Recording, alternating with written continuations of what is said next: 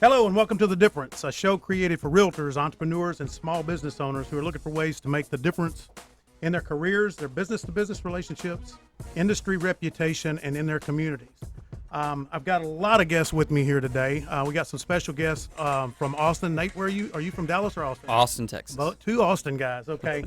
I want to start first with our co-host. I got sitting beside me James Kern with Delicate Moving. Sitting beside him is Sue Turk with Boston National Title. Hello. And directly across, we have Shannon Cagle with Payne Insurance. So Hello. I'll go backwards now. Shannon, tell us a little about who you are and tell us about Payne. So I'm Shannon Cagle with Payne Insurance, and we have a local farmers agency in McKinney, Texas, and we do both home, auto, commercial, and life, and try to focus on affecting as many families as we can in the Metroplex. Awesome. And then Sue with Boston National Title, Vice President of Sales. Sales. So yes, that's right. We're also known in Texas as B&T of Texas. We are a very large national title company based out of Charlotte, North Carolina. We do every type of title service, residential, commercial, REO, and we are a Blackstone Equity portfolio company. What sets us apart is our superb customer service, and we own our own closing platform, so we have professional closers that can close our clients anytime, anywhere across the country. Okay, and beside me here is James Kern, owner and CEO and head honcho of Delicate Moving. Take out the trash, move boxes, whatever we need to do. Janitor. Right. Yeah, local moving company here. We move all over the state of Texas. Anything that comes into or out of the Metroplex, we're your guys. Using only full-time movers, no day labor, no temporary help. Everything from a 2-hour minimum move up to a 4-day move, pack and move, unpack, organize. Got a team of professionals that handle it from packing everything up to unpacking, getting your closet set up, getting you ready to have a good night's sleep after a treacherous move, right? Nothing worse No than move moving. is easy. Nothing worse No, than but- moving, unless you've got a good mover. And right? we're going to take care of your stuff, especially with most of our most of our moves coming from referrals. We always, our two biggest priorities are our clients' furniture and the realtor who referred them, their reputation. Yeah. So, All right. So across from me, Nate Skinnell. Scannell, yes. Skinnell. Okay, I knew I was going to mess it up. It's all right. I'm probably going to get yours now, Dathan Aragon. Dathan Aragon, yes. Aragon. Very All good. right. 2 for 2. I'm 2 for 2. So these guys are with All City Real Estate. Yep. Headquartered in Austin, Texas, correct? Yep, we're headquartered in Austin, Texas, but we do business throughout the state. How many agents? We're at almost 700, so we've had quite a growth year in 2019. And continuing to grow.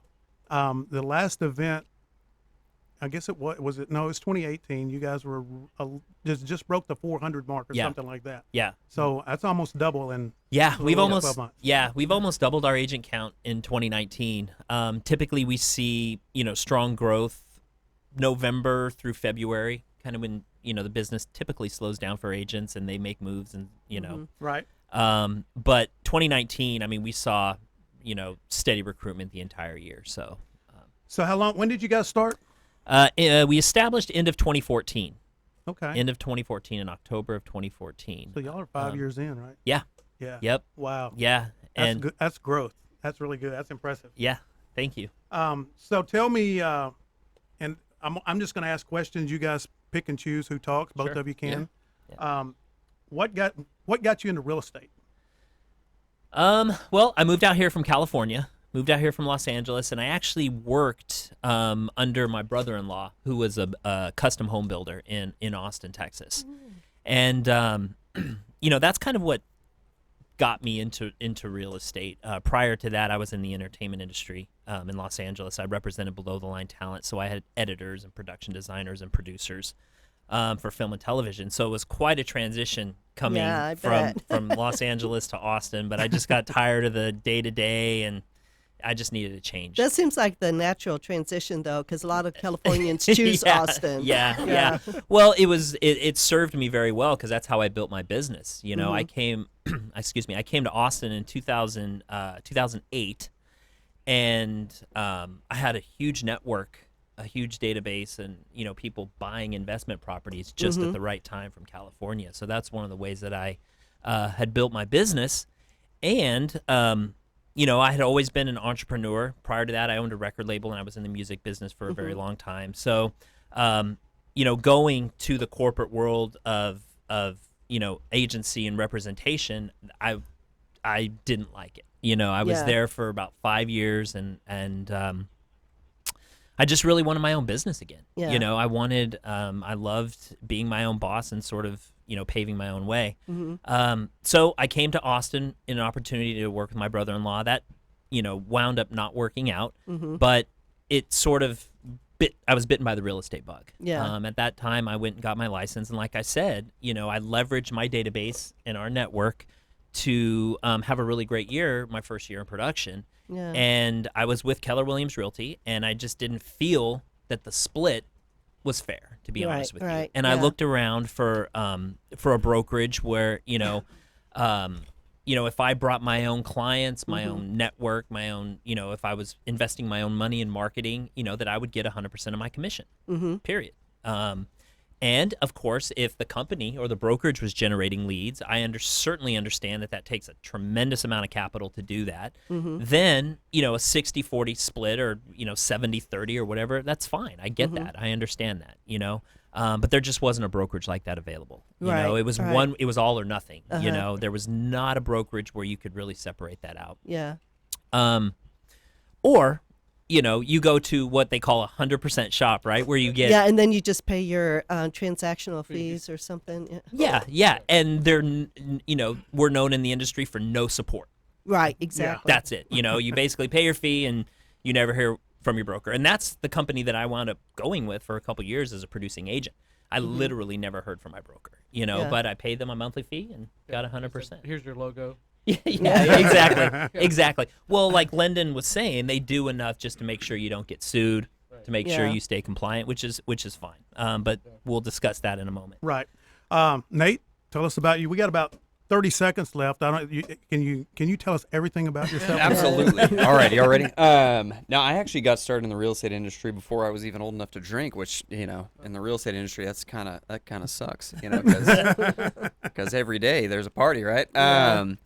And being young and dumb, I basically started it just because I wanted to go make a bunch of money. Right. That's how I got in, and then eventually started. I did apartment locating. Then I went to go work for a real estate team.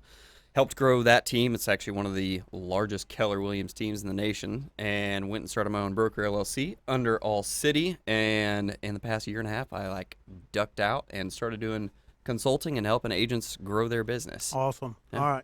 Well, we're going to get back to you when we come back, All but right. we've got to stop for a minute and pay some bills here. All right. So we're going to take a short break. We'll be back in just a few minutes. Thank you guys for tuning in.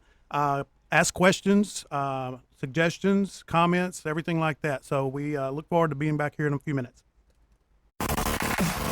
3, 2, 1. KVGIRadio.com. Y'all have really just opened my bubble and just... KVGI Radio brings you conversation and entertainment. Be sure to follow us on social media. Who streams the best talk shows? We do.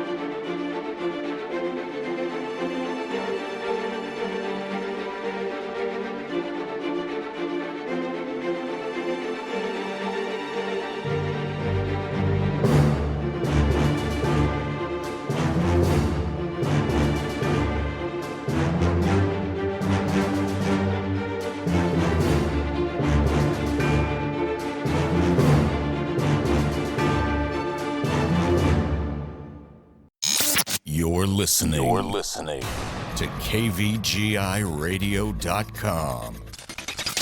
Streaming live from the KVGI studios in Frisco, Texas. Live without limits.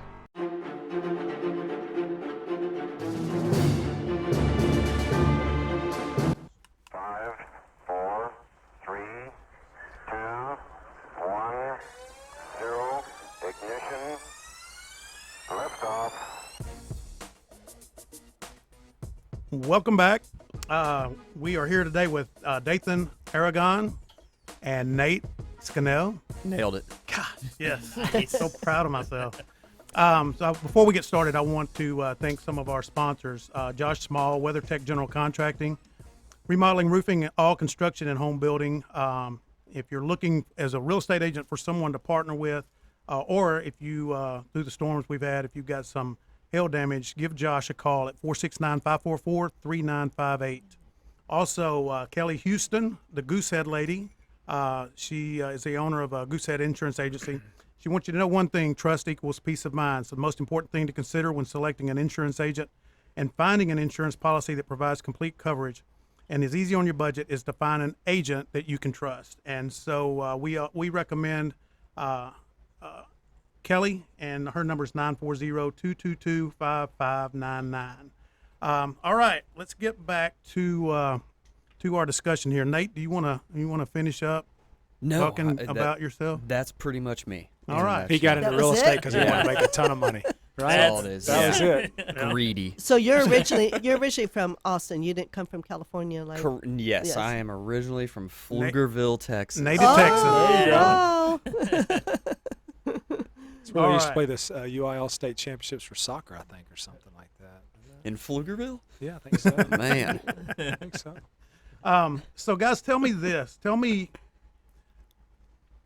I kind of got this question. Of course, I say this all the time. He was a high school football coach. I was, and getting into that, for me, getting into coaching, there was a lot of unexpected benefits, relationships that I built, things like that.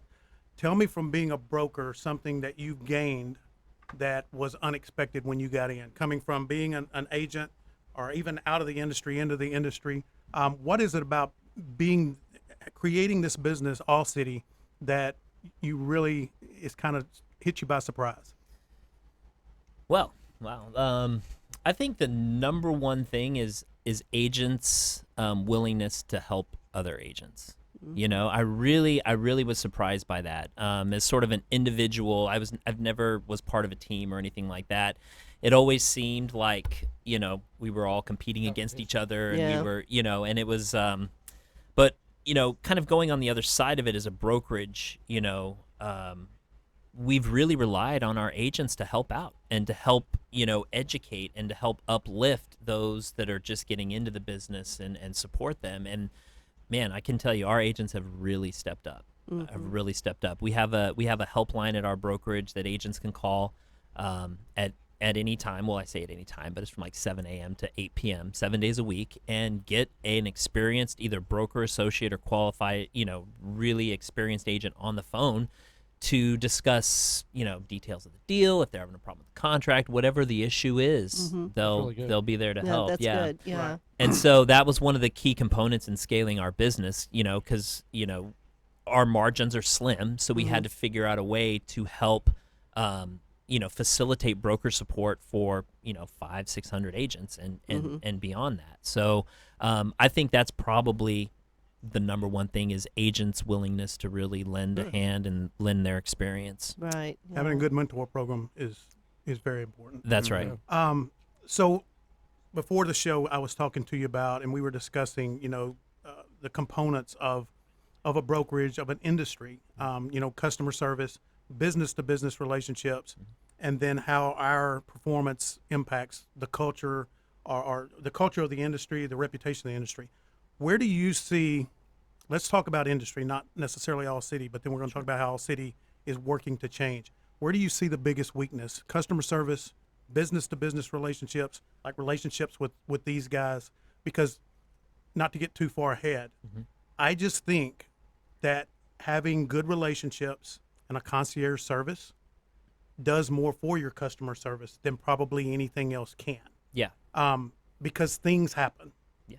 There's a lot of spoons in the pot, right? That's and right. if one of them's not stirring right, it's going to kind of mess it up. And so having that good team, the business to business is important, but then also, how are we performing our business, entrepreneurial versus employee, things like that. Tell me, what do you think is industry wide is the biggest weakness right now? Oh, man, there's a lot. I think the biggest weakness is an agent's inability to demonstrate value. I think we have a lot of money pouring into this business that is very much focused on removing the agent from the real estate transaction. And so I think an agent's inability to truly articulate and to demonstrate their value in that transaction is a weakness. And you see companies like Open Door and Redfin and a lot of these companies that make a mockery of our profession. I've seen commercials about it, and it's insulting. There's not to interrupt, there was a commercial I saw, and I want to bring it on one day, but it's showing a person trying to work a fax machine, cord telephone, and it's going and it goes, what are all these things have in common?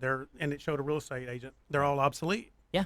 But they're Yeah, not shows a obsolete. real They're estate not agent. obsolete. Yeah. They're not. They're yeah. not obsolete. They're not obsolete. Well, Yeah. and you talk about building a good, solid referral network. I think, whether just industry professionals in general, I'd like to see kind of a meeting of the minds from title, from the lending world, from, even on to moving insurance, come together and let's figure out, how we can create and establish these relationships to help improve the overall experience of the consumer. Right, because the more you can offer a client, then the better you look. If you can say, "Hey, I've got a good insurance person, I've got a good moving company, I've got everything you need right here," then you bring more value. Right.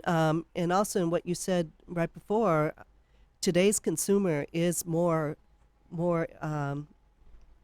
knowledgeable about everything. Sure. So I think those ads and all that, they're trying to say, okay, you're really good at researching and knowing.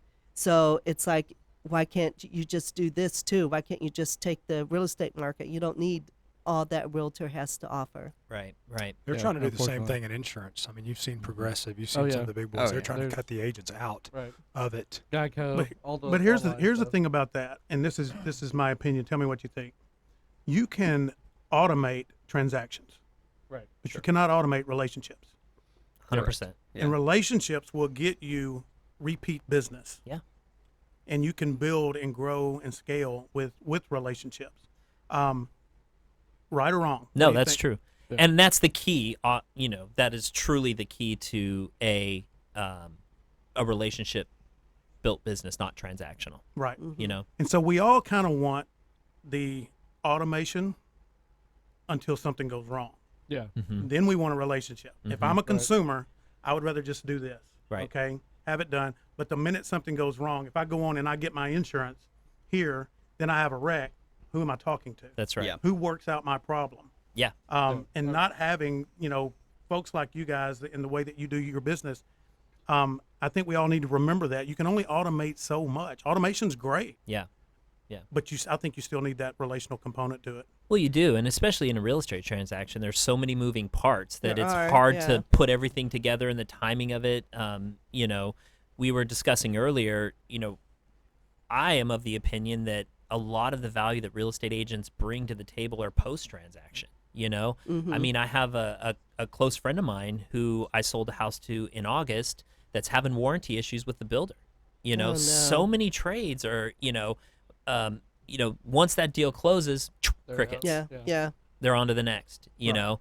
And I think if we can create a system for staying in front of our clients and really nurturing those relationships beyond the closing, I think you're going to have a much stronger business. And, it's sort of with social media, with everything is so quick and just so, it's like society is losing its ability to nurture and to truly create relationships, Exactly. I have a 16-year-old son, and he's an incredibly social guy, outgoing, but it's like these young people, it's almost like they don't create these deep relationships in Yeah. a way that we did as children. Yeah. It's a different world. It's a different world. It's 20 words or less. Yeah, exactly. No, and that's Yeah. it. You And know, emoticons. it's text done. message, It's done emojis, electronically. So Right. yeah. So what are you guys doing within All City to build that type of culture that we're talking about? Well, that's why Nathan is here. Okay. Honestly,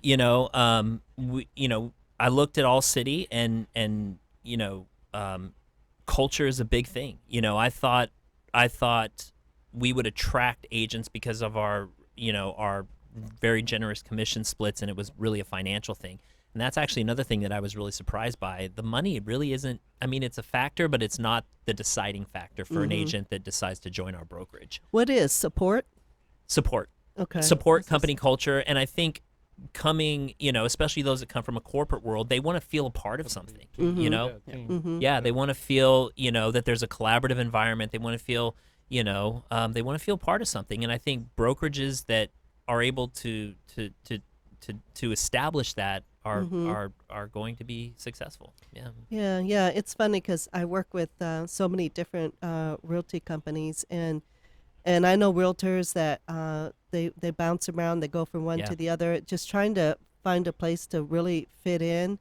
And I've watched them, and I'm thinking, there is no perfect place. I Yeah. mean, No. maybe Yeah. All City is as close as you can get, but it's funny what makes them, an individual, feel a part of a team. Right. And a lot of it is maybe the support or the communication and all that, recognizing top producers and awards and just things like that. But I've rarely have had, you're right, people say, I'm tired of the commission split or something. Right.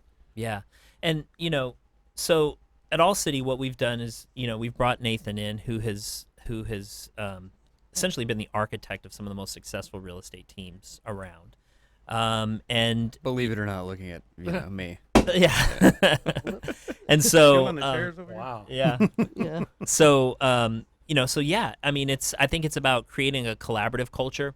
Nathan does a magnificent job of keeping the foundation, teaching the foundations for building a successful business very simple. Mm-hmm. And it really is. It really is. If you want to. It's we actually just took an agent, had put her through Yeah. coaching, and we gutted her entire business.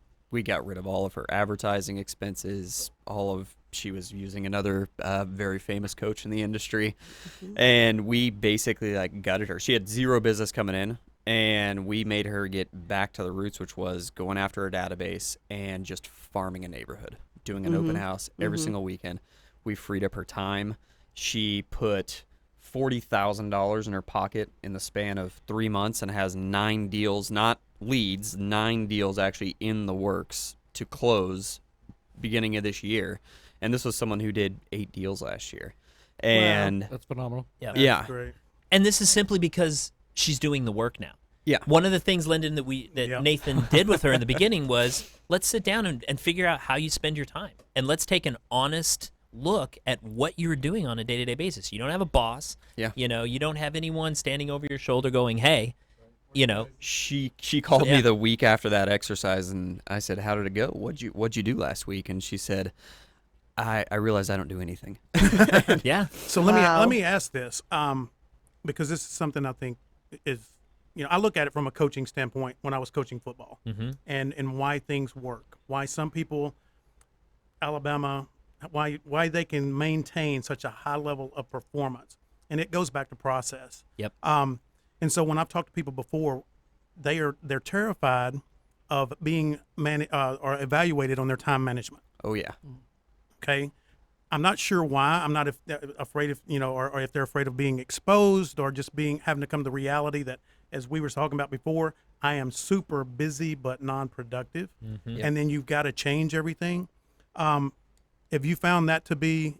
Oh, 100%. They are terrified when I give them the dreaded task, which is write down everything you do in the day.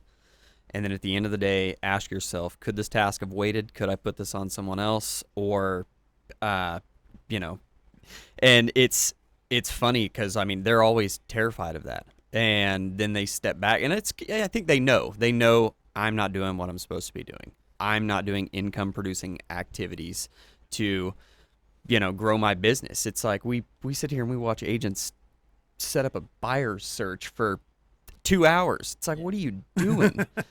And it's funny. I helped grow one of like the largest teams at Keller Williams, and the guy, he goes and he speaks, and it's funny because you sit there and you watch these agents, they're just taking notes while he's up there speaking, and I'm like, do you know what made that guy successful? We were at the office every morning at 6:30 a.m., and he was on the phone by 7:15, making calls, and called until 11 o'clock. Nothing else that he tells you matters. Literally nothing. Even yes, if we you had have systems no to run sales things. skills. Yeah. If you have the discipline to do that consistently, and you have no sales skills, you will see results. Yeah, you'll see results. I Yeah. cut my teeth in fitness center sales, and I never wanted to be a salesperson. And I realized that if I was going to have a paycheck, and this is back in the days where we had the yellow pages, the phone book. Yeah. Not the yellow pages, but the phone book. And you just call people. They didn't get offended. They didn't have caller ID either. Right. But if I was so terrible in sales, if I called 300 people a day, I would get enough people to show up and get enough sales to be successful. Right.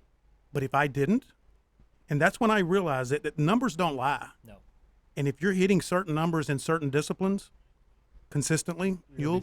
Yeah, and that's we always talk about internet leads, our favorite topic. Yes. Agents chase internet leads. The latest and greatest, Facebook, Google lead, all this stuff. But when you break down the numbers, it's like, okay, well, industry averages right now, I actually think it's less than 1% conversion rate. It is. So you need 100 leads before you're going to close one person. You better have some thick skin. You got to have real thick skin. And these agents, I've generated tens of thousands of internet leads, and I've gotten to the point where I'm like, I don't want to generate internet leads anymore because most agents don't realize you're going to be cold calling. An internet lead doesn't mean, hey, I'm ready to go buy a house. Thanks. Yeah, I put my information in on your website. Let's go get in your car. It does not mean that. And these agents don't get it. They think they can throw $50 at a Facebook ad campaign and go get a $10,000 commission. It's like there'd be a lot more real estate agents if the investment was $50 to make 10 grand. Let me tell you. Well, and also companies like Zillow and Realtor.com and these companies that are selling leads to a real estate agent, that is their business, to sell their lead generation service, have done a great job thinking, oh, I can invest a few $100 or $1,000 a month, and all of a sudden I'm going to have all this business. But Zillow does $800 million in revenue Yeah. just off of selling leads. To I people. think it's crazy too because Yeah. they sell you these leads, and then when they don't pan out, it's Right. you're not very good at calling people. That's right. Yeah, Which it's may your be fault. true. It may be true. And It's- it is. But well, the lead generation company has it's all win for them. It's no lose. Yeah, Right. no, Because absolutely. they can just blame it on your skills. Yeah, and then it's just on to the next agent. you well, know? and agents think that is the heart and the core of their business. Or They're are always internet asking leads.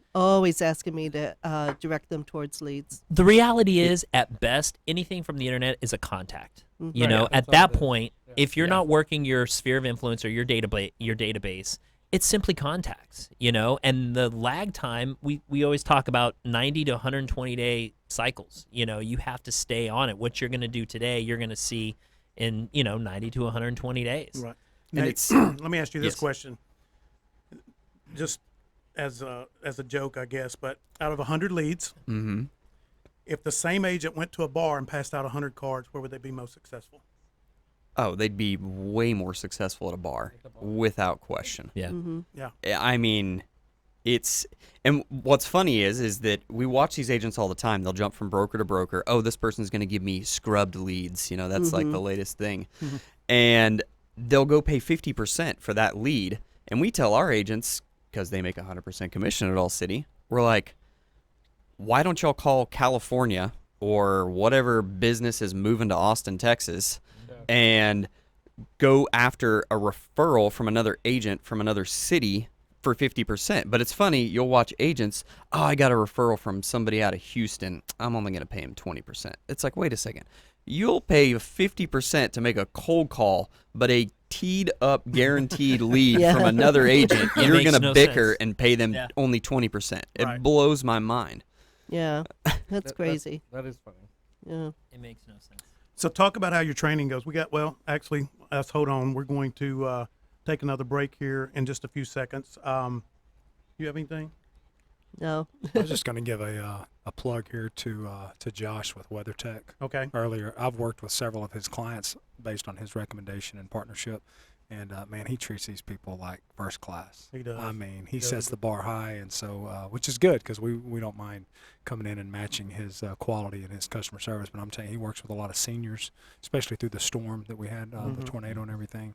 And man, I'm blown away at I mean, he's very patient. Well, I good. appreciate that. I know he does. So, all right, everyone, we'll be back in just a few minutes. Going to take a short break.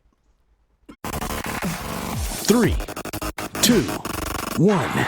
KVGIRadio.com. Y'all have really just opened my bubble and just. KVGI Radio brings you conversation and entertainment. Be sure to follow us on social media. Who streams the best talk shows? We do.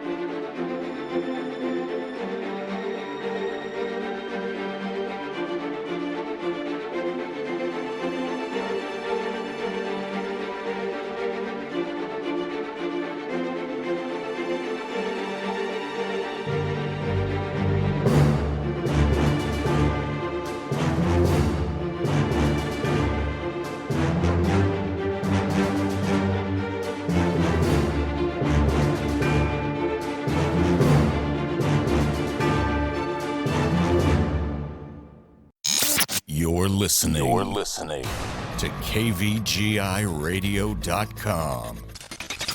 Streaming live from the KVGI studios in Frisco, Texas. Live without limits.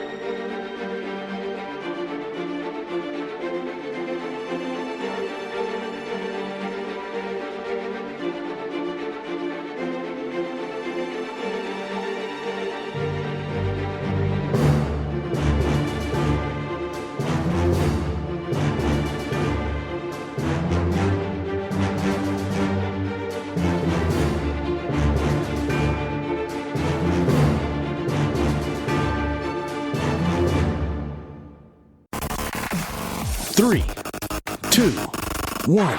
KVGIRadio.com. Y'all have really just opened my bubble and just. KVGI Radio brings you conversation and entertainment. Be sure to follow us on social media. Who streams the best talk shows? We do.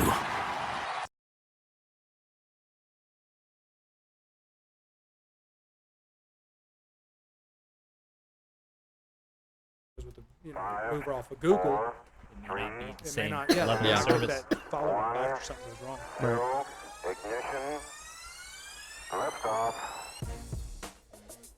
Welcome back. We are here today with Dathan Argon and Nate Scannell. Twice. Got it. All right. All right. 2 times. 2 for 3. All right. Well, hey, if we could stay longer, I'd get it. I'd be pretty good before the end. I want to again thank some sponsors. Holly Haggard with the mortgage loan. Miss Haggard is. You can reach her at 817-5626. She is one of our newest sponsors. We're really proud to have her. Knowledge, meeting contract dates, low rates, fees, all important, but her idea of a loan goes beyond that. Holly's mortgage loans come with personalized financial plan that is proven to build wealth for her clients when followed properly. I really love that idea. Also, I want to thank Adam and Liz Terrell with the Real Estate Triangle. Have you guys heard about the Real Estate Triangle? It's in Austin. It's a social media group. I have. Yeah. Okay. What they're doing with Real Estate Triangle, Adam, is he's putting together industry support professionals so that you have a place to go if you're looking to partner and try to grow your business and things like that. So That's great. They're actually in 9 cities. They've got Austin, let me see, Dallas, obviously, Las Vegas, Tulsa, Oklahoma City, Fayetteville, Arkansas, and Waco, I think. So a few more. And then last but not least, Brian Poduska with Real Property Management Focus. Brian is owner and president of Real Property Management Focus in Frisco, Texas. And you can reach Brian if you're looking for someone to partner with that does property management. You can reach him at 469-820-0088. So I want to go back now to Nate. You were talking about learn, teach, and repeat. Yes. Explain that to everybody listening and us. So this is something that we try to get our agents to do. So basically the concept is go learn something, whether that be on an inspection report or something about a contract or whatever it is. Go teach it to your database and then repeat that process over and over and over and over again. That is going to make you the hero, and it's going to get you a lot of referrals. That's what we always encourage everybody. We try to tell them, don't take your information for granted. They think like, oh, this is common knowledge. Everybody knows this stuff. And it's not the case at all. I saw it with purchasing or selling my home. We did a little experiment when I sold my house back in the summer where we listed for sale by owner. I called all of these iBuyer people and then obviously got feedback from agents. And I mean, it was actually really, really sad. Just the level of knowledge of agents that came through our door. Wow. Very, very sad. Yeah. Well, it's Just in the all- lack of, all or industries. Just complete lack of knowledge. I mean, agents who they would show our house, I'd call them for feedback and they'd say, oh my gosh, the neighborhood was great, the view was great, everything was great, but we didn't like the color scheme. And they'd go purchase somewhere else. And it's funny, I'm in a very unique neighborhood where I knew that if you were going to buy something else, you made a poor decision. Yeah. And it's amazing, these agents, they don't even teach their database, like, the house is the last thing that you should buy, right? You should buy location Right, first. exactly. You can change the house. You can't change the school district once Exactly. you move in. And that's going back to the learn, teach, repeat. That's what we try to get a lot of them to do is instead of saying, oh, hey, just took another listing, come check out the house, go teach people about that house. Why is it a good buy? What makes this home unique? What makes it special? What are things you should look out for when you're getting your home inspected? That's Well, and I think answering those types of questions is what the consumer wants to know. And so if you are able to learn, teach, repeat, because the average consumer doesn't know a whole lot about title. They don't know a Exactly. lot about insurance. They don't know a lot about moving and the process and the follow-up. But, as agents, we are sort of the conduit for that information. If we can continually teach and educate our database, then that is going to provide value after closing. And then we go into the sort of the technical and distribution aspect of it. You know, Nathan and I love YouTube right now. So if you're able to create videos or, you know, answering these types of questions, that is going to, one, establish you as an expert, and two, it's going to create what we like to call forever traffic. Do you want to talk about that? Yeah. If you're an agent listening right now, Listen up, real estate agent. go Listen hard. make YouTube videos. Please get on camera. Go make YouTube videos. We started doing a little bit of research, and we were looking at just videos that agents had made of a neighborhood, just talking about a neighborhood. And some of these videos were 7 years old with tens of thousands of views on them, because I'm moving to Austin, Texas. I want to learn about Steiner Ranch. I go to YouTube. You know, the largest generation in history is buying homes now. Millennials. Where are they going to go? They are going to go to YouTube to learn about a community. And you can post one YouTube video and it just generates you traffic over and over and over again. I have a YouTube video that's 2 years old right now. And it's funny, people will comment on it and I'm like, you know, this video is 2 years old, right? So you're still getting a lot of views? Oh yeah. Yeah. Yeah. So let me ask this. Let's say I'm a real estate agent. I set up my YouTube channel. We talked about business-to-business relationships, developing partnerships, and a concierge service. I know that a lot of agents that I've talked to are camera shy, right? Sure. A lot of them, people that we bring in here, when they first hear about it, they're kind of uneasy. But then when you get in and start having conversations, you forget about what's going on. Yeah. You forget about the cameras.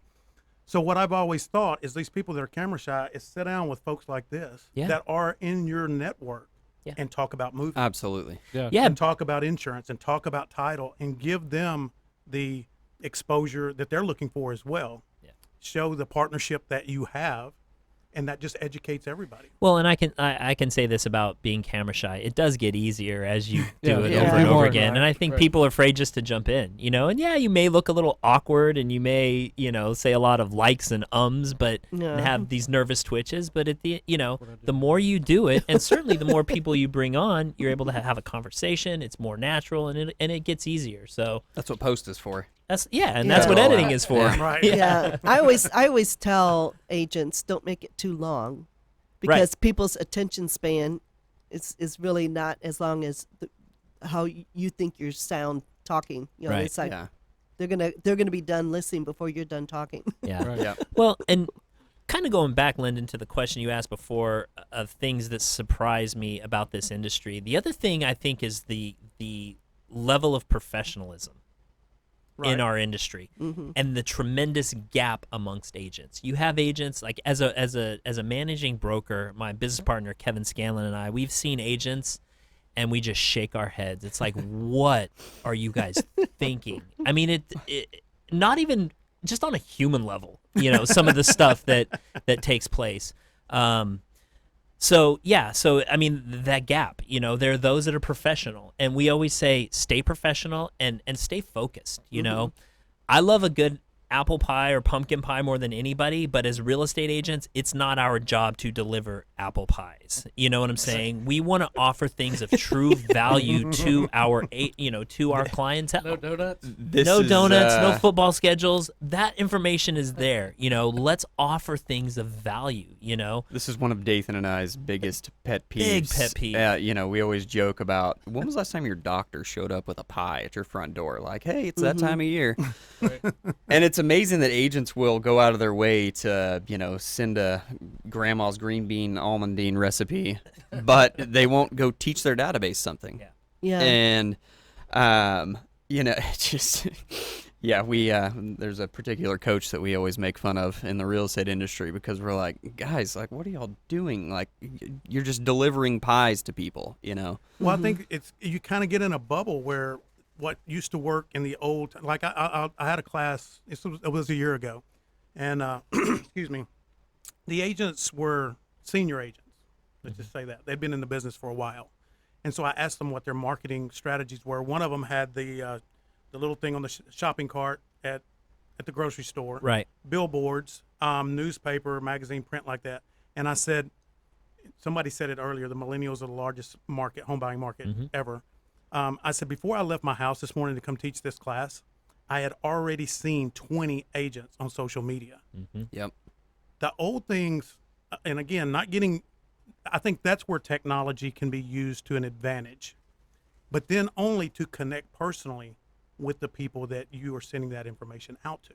Absolutely. Yeah. We see this all the time. One of my neighbors lives across the street from us. She was asking me one day, do you know such and such agent? They are big time. And of course, I've got access. I can look up people's numbers and stuff. And so I was like, I've never even heard of them. And when I looked them up, they hadn't done any deals at all. Oh my goodness. But that social media. our neighbor's social media, she perceives them as this outstanding agent because that agent is in front of her database on Facebook all the time, coach, and eventually it will pay off for that agent. Yeah. She Right. will Yeah. become, a big top producing agent.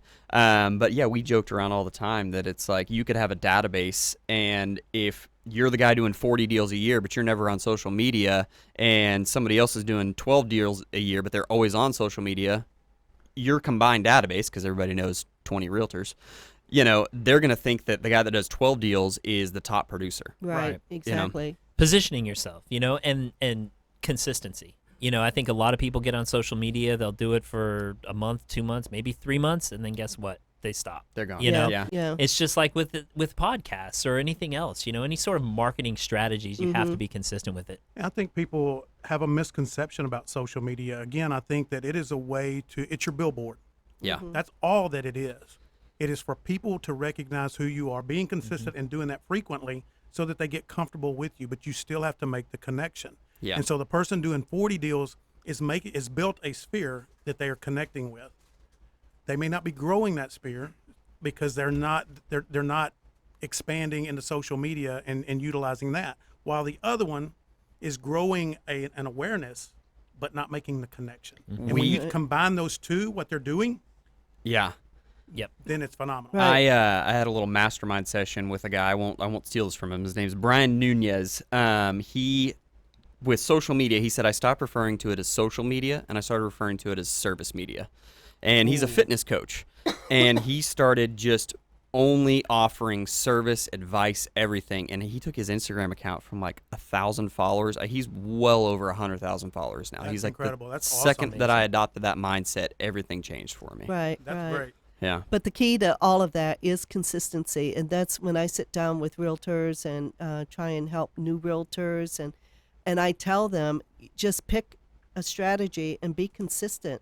And I think that's where they fail. They don't see the instant results, Absolutely. and then they, It's instant gratification, like you were talking about. Yeah. And that's what social media's done. Is we all want things like that. exactly. So- Yeah, it's not happening fast enough. So I Yeah. think Right. that goes back and tell me about this. I think that goes back to your planning, right? Mm-hmm. So how in your coaching and your teaching, how do you get people? What is your cutoff point? Your cutoff point of return on investment. Getting involved in something, working it to full attention. At what point do you say that's not working for me? Because I agree. I think some people do it for 30, 60, 90 days, and if they're not seeing what they feel like is the results that they wanted, they cut it off. But they may just be really close. Yeah. Or you're building the foundation for something that's going to grow, as you said before, or I guess the person with 12, that eventually it's going to start yielding dividends. Yeah, we watch that happen all the time. We would have agents who, they would get after it, like you said, 60, 90 days, calling internet leads, and then, $0 in their pocket, and they would then jump ship, go to another broker, and out of nowhere, it would all finally hit for them. Like the second that they went over Yeah, to another broker, yeah. it finally paid off for them. Well, and I think it's planning. I mean, we're all business owners. The main killer of any business is going to be a lack of funding. So if you Yeah. run out of capital, you're dead in the water, essentially. Which, when we take on a coaching student, one of the first things we do is we sit down and we figure out what they're good at. And then from there, we determine how hard are you up for cash. And usually we start them down a path of leasing because it's quick money in your pocket and it's adding people to your database. And then from there, you're nurturing your database or you're going after internet leads or whatever it is that fits you. I always tell agents when they are like, I want internet leads, like my first thing that comes out of my mouth is, okay, great. So you want a cold call. And they're usually like, no, I want internet leads. I don't want a cold call. Yeah. Well, they're saying I want a quick deal because I need the cash. Exactly. And they think that that's what it is. And it's That's just what not they the think, case yeah. at all. you know. Well, and I think it's structuring your business in a way where you can truly evaluate every aspect of your business and determine what is successful and what's not successful. You know, because you go and you invest money in marketing that's going to generate these contacts or leads, and are you adding someone to your database? Are you adding an engaged client to your Exactly. database? Success isn't necessarily. I mean, we all want to close a deal, but I think setting up your business in a way that allows you to determine what's truly successful, were you able to capture someone's cookies that you can now stay in front of them and sort of follow them around on the internet? To me, Remarketing, retargeting. remarketing, that's Big that's a yeah. success, But you have to have your business set up in a way that you are going to continually and consistently stay in front of that Yeah. person and educate them and establish yourself as the Yeah, expert. exactly. Yeah, that Yeah. makes a difference. So it's really about, as a business owner, and we tell agents, you are a business owner. This is your business. You don't work for All City. You don't work for our brokerage. You are a business owner. So you have to take, a very high level look at your business and be able to determine, and set it up in a way to be able to determine and analyze what's working and what's not working. You and I talked about that before, about how we've done several different businesses, and all the fundamentals are the same. Oh yeah. Yep. Every one of them Every for one of them. success are all the same. And so I read this thing once that you've got to be in love with the process, not the result. Yep. Yep. Your success has to be identified That's great, by Lyndon. how you That is, yes. by how you handle the process. Results will come. If you look professional athletes, the ones that stay late after practice, that are shooting the free throws, that are running routes, throwing the ball, it's not just about the 3-hour, 4-hour practice. Yep. It's about the process of getting better. And then you become the ultra professional. Yep. And I think that we're all so and especially if you're just new, or if you've had you've been in the valley and money's been tight, you are focused on the results. And so when you throw something at social media and you don't instantly hit the goal that you need to hit financially, then you give up and you chase something else. Right. Yeah. Likes don't pay the bills. Yeah, that's true. That's true. No. Yeah, but it comes down to planning. If you have a $1,000 budget to spend on marketing over the next 6 months, it's going to take some serious planning to make that dollar stretch and to make that work for you. And you're going to have to, That's one of our biggest things, and it's a free service that we offer to any agent in the United States of America or in the world, which is call us before you go pay a vendor. So many agents don't understand, X company is going to manage your social media, or they're going to post, or they're going to do emails for you. That doesn't mean business. No. And they get caught up thinking that, like, oh, I'm going to go pay this company $250 a month and I'm going to be rich next year. And then they see zero deals from it because, the companies, they sell that as you're going to get business. But the reality is it's a very small component of your business. It's just a marketing, branding piece. You still have to do the work on the back end of nurturing your database and Right. staying in front of people. We see it all the time with agents. Another thing that I've seen with agents in hiring those social media companies is they're hiring people that don't know anything about real estate. Yes. And so the content that they're putting out there is almost irrelevant. I mean, just because you put It a picture is. of a house doesn't mean that that's a real estate right. impact social media page or anything like that. Yeah. Yep. And I mean, even all the way down to your ad dollars, Yeah. that they don't even know what part of town to target. It's just like, we just run advertisements for a zip code. And it's like, well, you could get a lot more detailed. You can target all the way down to a neighborhood, and it would save you a lot of money, versus just going after a blanket zip code. And so, yeah, that's a lot of what we do is try to educate agents on this stuff, where to best spend their money, and how their dollar is actually being used and the results they can expect from it. So you guys are really committed in your culture to the professional aspect of being a real estate agent, because I think, and we talked about this before, I've said this, I think that there are hobby, part-time, semi-pro, professional, and elite professional. There are certain habits and behaviors that each one of them can be distinguished by, right? And those professional, the part-time, I get it. You're trying to make the transition. I'm not saying anything negative about the others, but I think that the people that have aspirations of being the best have to have the professional components of a true business owner, have the entrepreneurial mindset, get rid of the employee mindset. Yep. Agree or disagree? 100% agree. I completely agree. And just because you do it part time, we have an agent right now that does $30 million a year and works a full time job. Wow. Wow. That's Yeah. impressive. It's impressive. Yeah. He's paid for his kids' colleges. I mean, the guy is incredible. And Yeah. it's because Yeah. he plans and he knows how to leverage his time and leverage those around him. Does he? Yeah. Well, I was going to say, does he have a support group Sure. around? Because Yep. But as a business owner, he established that. He Right. established those contacts, those, and so he has a business model. he is Yeah. he has a business model and he is a business owner and he does on average $25 to $30 million consistently. He's been with us about 4 years now. Yeah. Wow, that's awesome. Yeah, he's one of our top producing agents and he has a full-time job. Wow. But he's incredibly professional, and Yeah. how you carry yourself and how you communicate with your, with your database and with your client. I mean, That builds a value, though. builds value. Mhm. Yeah. And he could easily quit his full-time job if that was something he was interested in doing Right. because he has a production. But But if you you can know, handle both, you can handle both, I yeah. know, I know. And that just demonstrates, whether it's a part-time thing. Look, it's a process. it's a process, and like you said, it's falling in love with that process and making sure that at every point in that process that you demonstrate professionalism, and that you're So the first thing that we talked about today when we first met before the show was self-awareness. Yep. In order to create a process, Yeah. you have to be honest and have self-awareness, right? Nathan and I Yes. are big on self-awareness. How Awareness Big. is how like hard my how number. hard is that for you as a coach? Very, very difficult. Which one's more challenging? The time management. Well, time management, you got to have self-awareness before you can do any of that, right? But Yeah. so until you're willing to look in that mirror and go, Yeah, but you can be aware of your wasted efforts and time and Yeah. not Yeah. understand how you come across to people, how you appeal to True. people, what your social Yeah. skills are Yeah. lacking, and Well, we get into mindset a lot, which plays into awareness. It's like six-pack abs, right?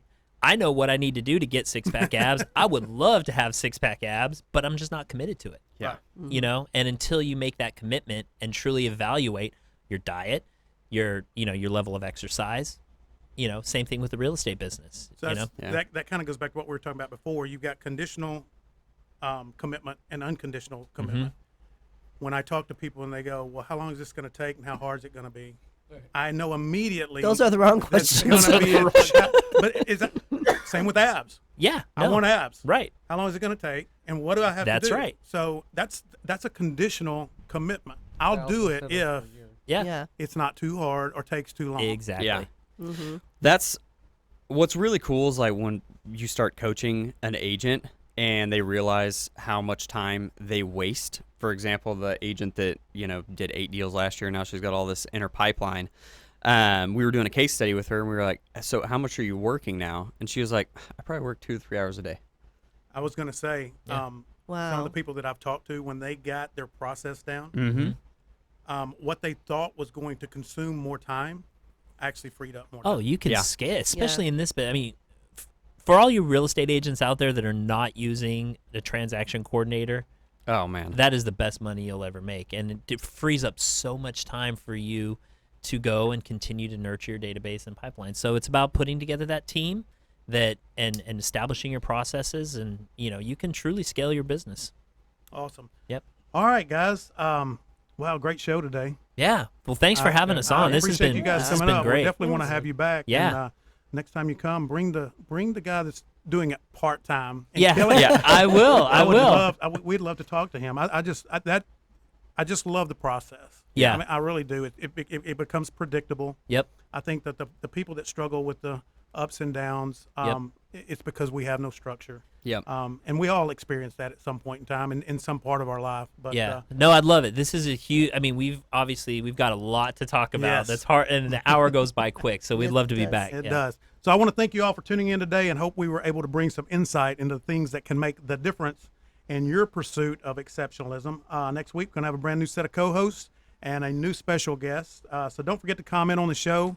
And from all the folks at KVGI and The Difference, don't forget it's hard to make a difference until you're consistent in doing the things that make the difference.